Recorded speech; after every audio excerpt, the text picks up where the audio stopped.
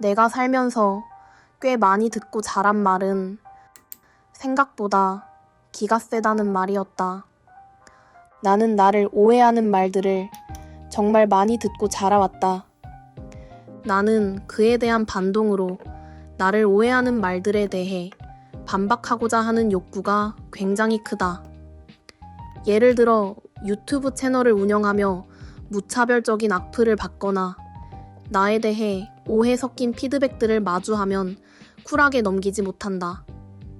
내 진심이 왜곡되는 꼴을 두고 볼 수가 없어 댓글창에 구구절절 긴 글로 오해를 바로잡으려 애쓰는 내 모습을 마주하곤 한다. 다양한 사람들이 오가는 공간에서 악플과 오해는 피할 수 없다는 것을 뼈저리게 안다. 너무나 당연한 일이고 내가 감당해야 할 부분이라는 것도 안다. 하지만 댓글 앞에서의 내 모습은 나 스스로도 어이가 없을 정도로 오해를 바로잡는 데 열심이다. 물론 악플도 때로는 오래 마음에 남기도 한다. 하지만 적어도 나에게는 악의가 분명한 비난보다 악의 없는 시선의 어긋남이 더 복잡하게 다가왔다. 나를 향한 미묘한 오해는 쉽게 흘려보내지지 않았다. 예를 들어 내가 올린 영상 중 친구 영명 30대 여자의 현실이라는 영상의 진짜 주제는 나의 수용이다.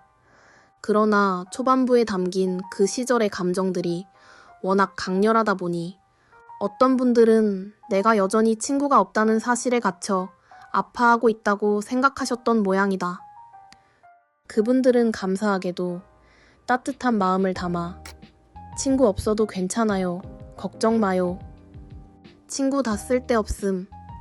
아직 님이 어려서 그렇고 시간 지나면 괜찮아짐.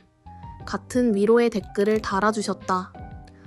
나를 걱정해주는 그 온기 어린 마음이 참 감사하면서도 마음 한구석에는 묘한 슬픔과 오해받는 듯한 기분이 동시에 피어올랐다.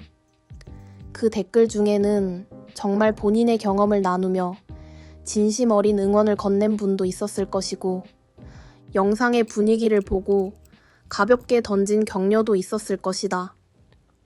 그분들의 소중한 선의를 탓하고자 하는 것은 결코 아니다. 다만 그 따뜻한 시선 속에서 내가 왜 홀로 씁쓸함을 느꼈는지 그 내면을 솔직하게 서술해보고 싶었다. 나에게는 이미 통과해낸 성찰의 기록이었음에도 타인의 시선 속에서는 내가 여전히 그 문제로 아파하고 있는 사람이라는 프레임에 갇히는 느낌이 들었기 때문이다.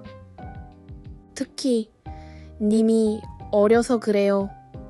나이 들면 다 소용없는 걸 깨달을 것입니다. 라는 말은 내가 치열하게 겪어낸 시간들이 아직 덜 성숙한 무언가로 규정되어지는 것 같은 기분이 들곤 했다. 이런 댓글들이 마냥 반갑지는 않으면서도 차마 미워할 수 없었던 건 그 투박한 위로 뒤에 숨은 마음들이 어렴풋이 이해가 갔기 때문이다. 어쩌면 그건 어른의 완벽한 지혜라기보다 자신도 간신히 지나온 터널을 되돌아보며 덤덤하게 건넨 그들만의 안도감이었을지도 모른다. 유튜브라는 플랫폼의 특성상 오해하는 사람이 있을 수밖에 없다는 걸 안다. 하지만 이런 사소한 것 외에도 유독 마음의 기운을 쭉 빠지게 만드는 피드백들이 있다.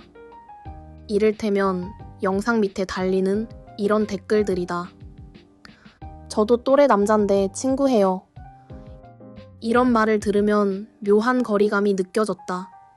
내가 전하고 싶었던 것은 내면에 대한 이야기였는데 누군가는 그 내용보다 나라는 사람 자체에 말을 걸고 싶어 하는 것처럼 느껴졌기 때문이다. 댓글로 장난스레 스쳐 지나가듯 남겨진 말은 괜찮았다. 하지만 그 말을 메일로 보내는 사람은 조금 달랐다. 그들은 내 설명란을 확인하고 내 메일 주소를 복사해 자기 메일함에 붙여넣고 자기는 이러한 사람이라며 친해지자는 사적인 목적의 문장들을 직접 적어. 끝내 전송 버튼을 누르는 일련의 수고를 기꺼이 행한 사람들이다. 내가 영상에서 하고자 하는 말들은 늘 자기 수용으로 인한 자기 해방, 즉 내면이 주제다. 나름대로는 최선을 다해 전하고자 하는 의도를 전달하려 노력하는데 적어도 내가 받은 몇몇 메일들 속에서는 내가 전하고자 했던 이야기보다 다른 부분이 더 중요하게 읽힌 것처럼 느껴졌다. 그저 자신의 일상을 읊조리거나 물어보지도 않은 본인의 나이와 직업을 늘어놓으며 친구하자고 커피 한 잔 마시며 알아가 보자고 한다. 내 영상이 나의 취약점을 내보이는 내용이다 보니 그 모습을 보고 나를 더 만만하게 느껴서 저러는 걸까? 하는 생각이 문득 스쳐 지나가기도 했다. 물론 그것이 사실인지는 알 수 없다. 어쩌면 순수한 호감이었을 수도 있고 내가 과하게 의미를 부여한 것일 수도 있다. 다만 스스로 약점을 내보였다는 사실을 분명히 인식하고 있는 이상 그런 씁쓸한 상상을 완전히 떨쳐내기는 어려웠다. 무슨 영상이 가장 인상 깊었냐고 물으면 그냥 다 좋다 라는 성의 없는 대답이 돌아오기도 했으니까.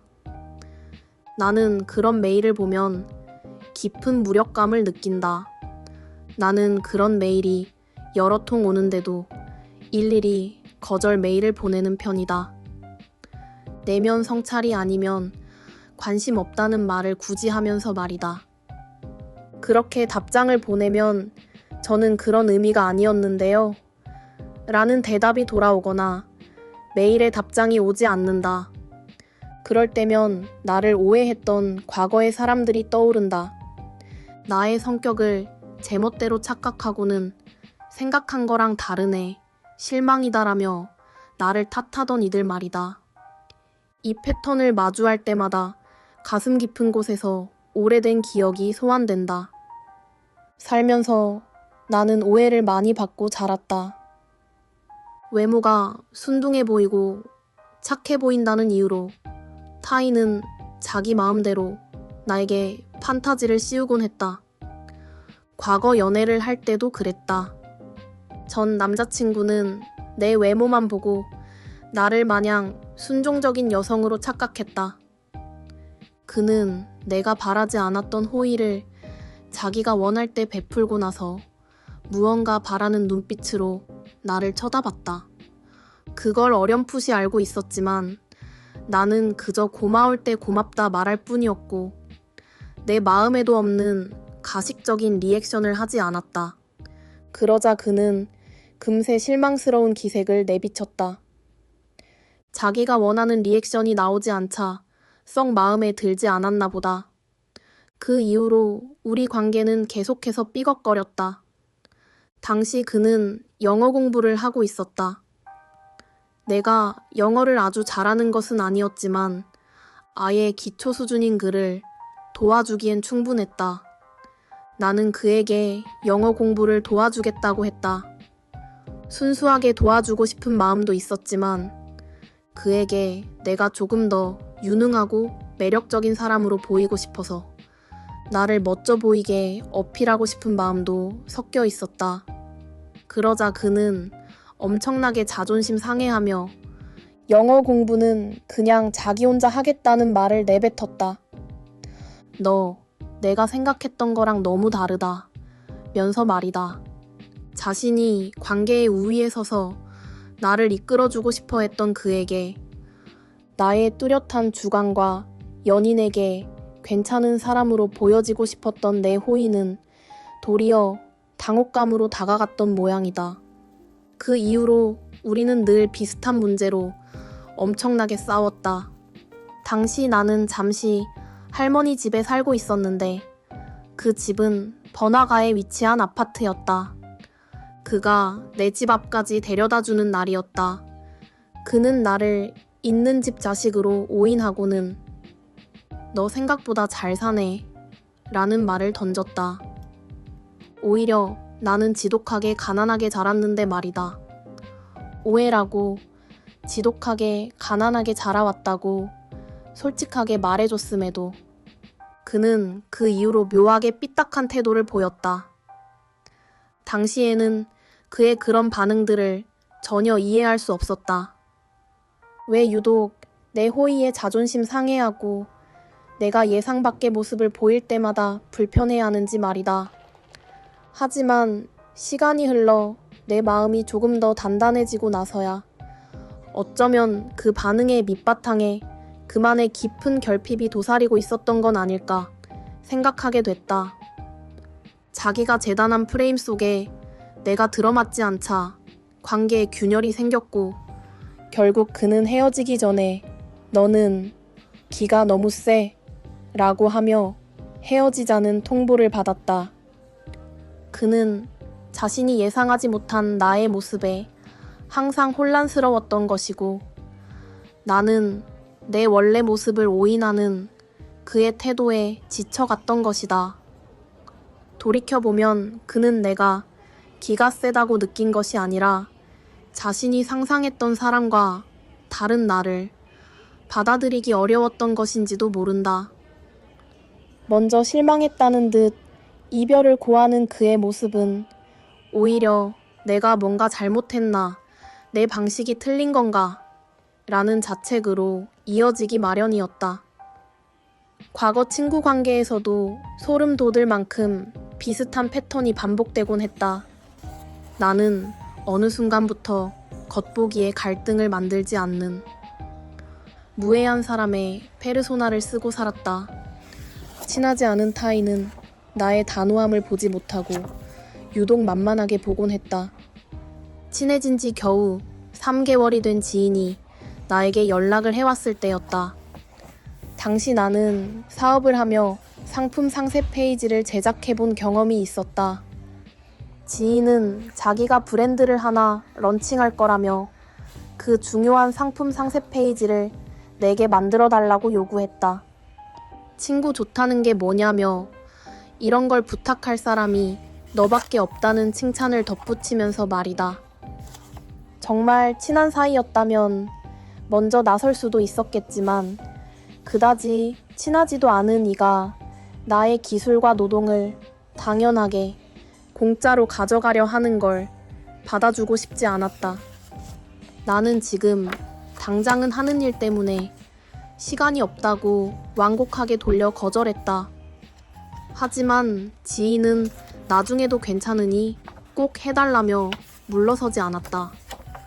그냥 지나가는 해프닝인 줄 알았으나 착각이었다. 지인은 이제 시간이 되냐며 언제쯤 가능한 거냐며 며칠이고 나를 재촉해왔다. 결국 나는 듣다 못해 그냥 해주는 게 낫겠다는 생각이 들었다. 우리는 그날 만나서 같이 작업을 하기로 했다. 나는 여러 가지 시안을 보여줬다.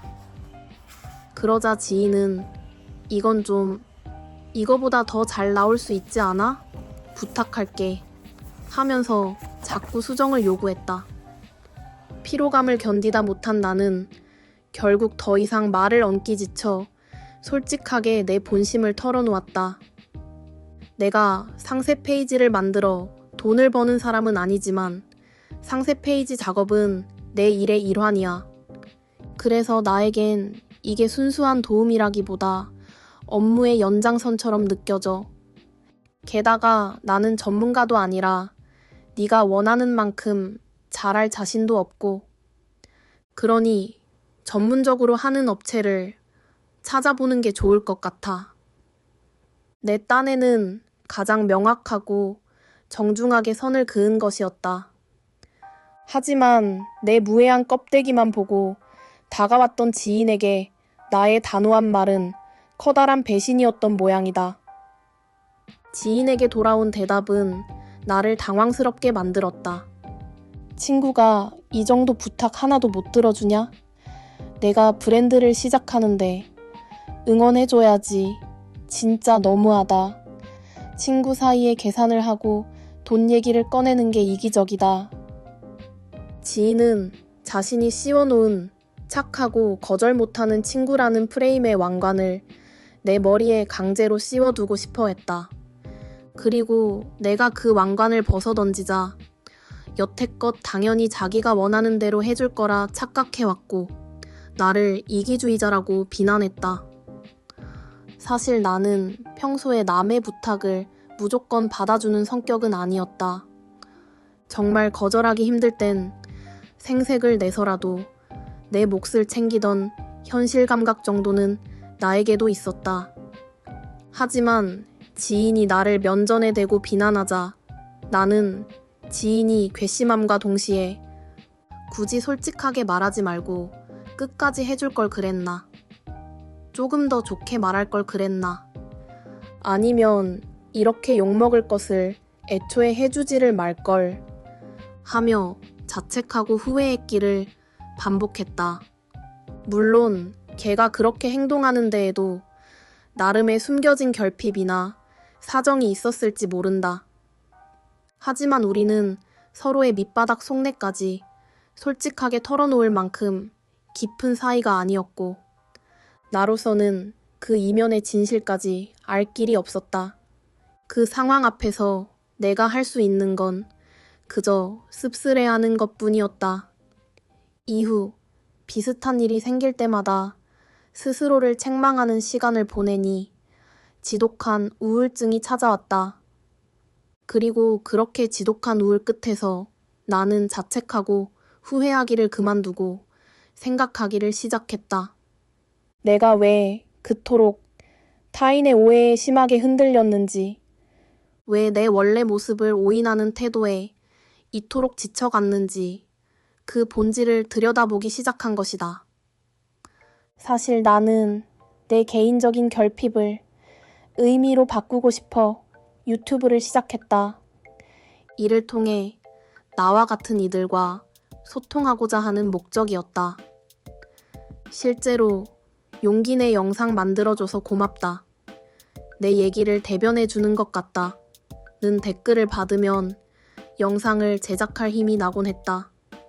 나는 타인에게 내 취약점을 내보여도 내가 무너지지 않을 상태이기에 무차별적인 비난이 돌아올 수 있는 유튜브라는 공간에 내 민낯을 내보이는 용기를 낸 것이다. 하지만 여러 가지 오해를 받으니 그 용기 자체를 오염시키는 것 같았다. 이 댓글과 메일들과 내 경험들 안에서 내가 느낀 바를 솔직하게 서술해보고 싶었던 이유다. 그렇게 내가 결국 왜 이렇게 오해받는 것에 화가 나나 깊이 생각해 보았다. 답은 심플했다.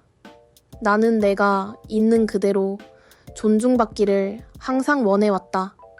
하지만 타인은 자기가 인식하는 세상의 틀로 나를 왜곡해서 바라봤다. 내 외모나 껍데기만 보고 만만하게 보였다는 사실보다 더 나를 괴롭혔던 건 내가 진짜 소중하게 여기는 가치와 치열하게 지키고 싶었던 내 모습을 통째로 부정당했다는 느낌이었다.